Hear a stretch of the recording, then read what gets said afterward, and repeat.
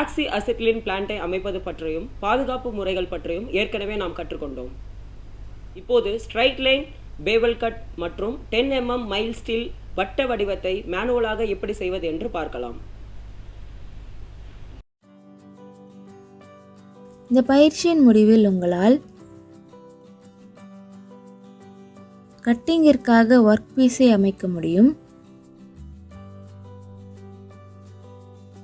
Case cutting flame மற்றும் case கட்டை கைமுறையாக சரி செய்ய முடியும்.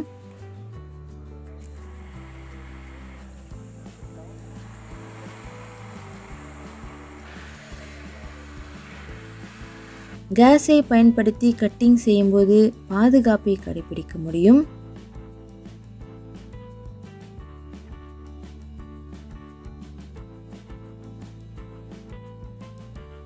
கேஸ் அறுக்கும் மேற்பரப்புகளை எப்படி சுத்தம் செய்து ஆய்வு செய்ய முடியும் என்று தெரிந்து கொள்ள முடியும். இப்போது கட்டிங்கிற்கு தேவையான உபகரணங்களை பார்க்கலாம். Steel rule, scriber, prick punch, ball peen hammer, hacksaw frame with blade, flat file, bench vice, try square, tongs, chipping hammer, steel wire brush, circle gasket guide, material marker, radius bar, C-clamp, gas cutting plan, personal protective equipment.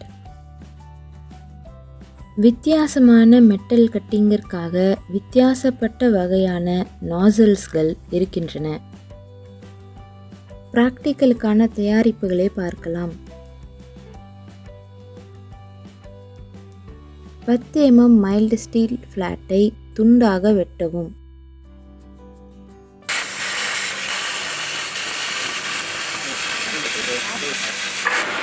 ஏதாவது உலோக பிசிறு இருந்தால் வைஸை வைத்து அதை அகற்றவும்.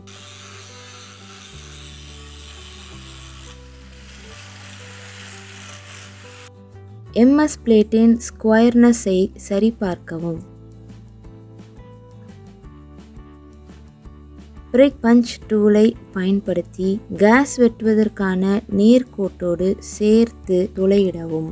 இப்போது 10 mm கனமுள்ள MS பிளேட்டை straight cutting முறையில் கைமுறையாக செய்வதற்கான செய்முறையை பார்க்கலாம்.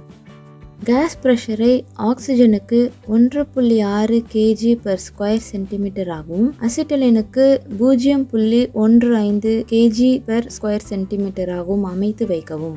சரியாக வெட்டும் நாசிலான 1.2 mm டயா துளை போடும் நாசிலை பொருத்தவும். கட்டிங் ப்ளோ பைப் மற்றும் கட்டிங் ஆக்சிஜன் ரெகுலேட்டருடன் கேஸ் வெல்டிங் பிளான்ட்டை அமைக்கவும். 10 mm கனமான MS ஃப்ளாட்டில் 25 mm இடைவெளியில் நேரான கோடுகளை குறித்து துளையிட்டு நடுநிலையான ஃப்ளேமை அமைக்கவும்.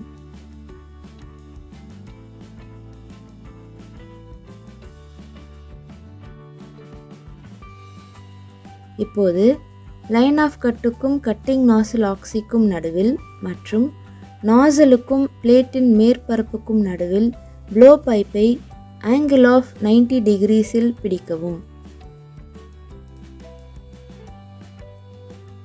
துளைக்கப்பட்ட கோட்டின் தொடக்கத்தை நன்கு சூடாகும் வரை ப்ரீ ஹீட் செய்யவும்.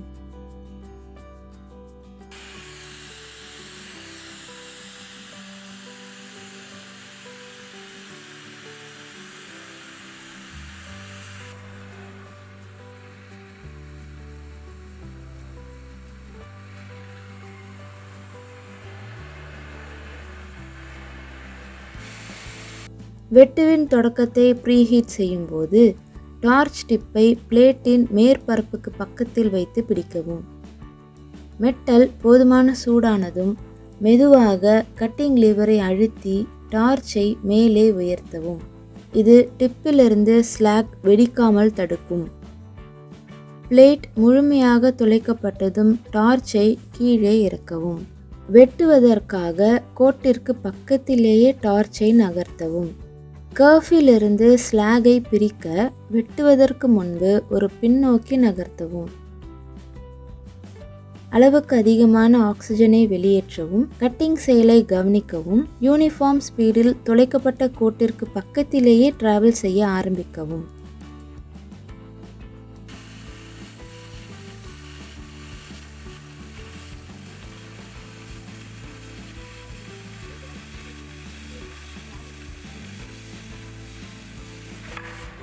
கட்டிங் ப்ளோ பைப்பை நேராக நகர்த்தவும், பக்கம் பக்கமாக நகர்த்துவதை தவிர்க்கவும்.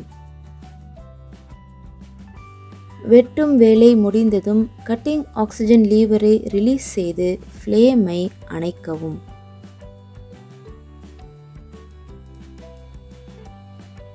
இப்போது 10 mm MS ஃப்ளாட்டை கைமுறையாக பெவல் கட்டிங் செய்வது எப்படி என்று பார்க்கலாம்.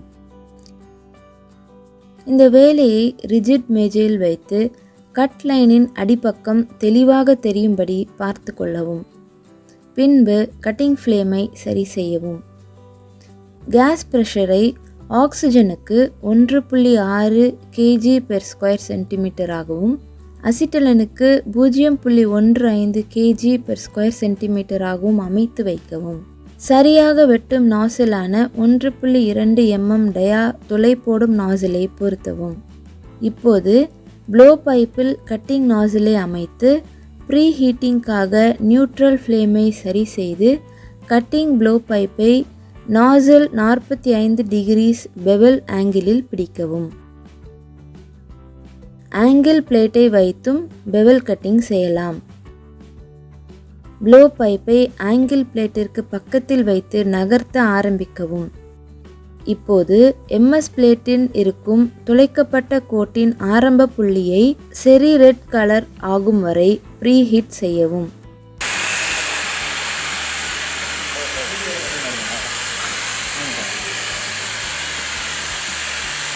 பேக் ஃபயரை தடுக்க ஒர்க் பீஸ் மற்றும் நாசிலுக்கு இடையில் இருக்கும் இடைவெளியை ஸ்ட்ரெயிட் கட்டாக வைக்கவும். அளவுக்கு அதிகமான ஆக்சிஜனை வெளியேற்றவும், கட்டிங் செயலை கவனிக்கவும், யூனிஃபார்ம் ஸ்பீட் மற்றும் உறுதியான கையை கொண்டு துளைக்கப்பட்ட கோட்டிற்கு பக்கத்திலேயே டிராவல் செய்ய ஆரம்பிக்கவும்.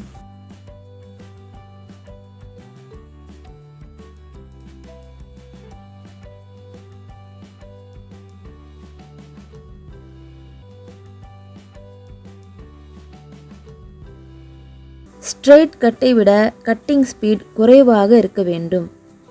ஸ்ட்ரெயிட் கட் மற்றும் ஆங்கிளின் பராமரிப்புக்காக சரியான பொருத்தமான ஸ்ட்ரெயிட் பாஸை கட்டிங் ஜாபில் பொருத்தவும்.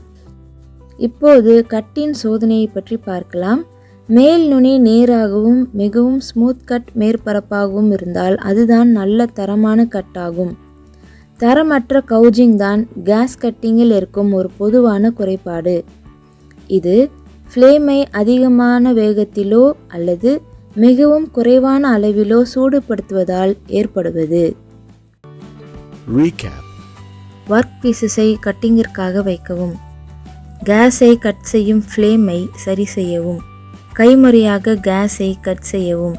கேஸை வெட்டும்போது பாதுகாப்பாக செய்யவும். கேஸ் வெட்டிய மேற்பரப்பை சுத்தம் செய்யவும்.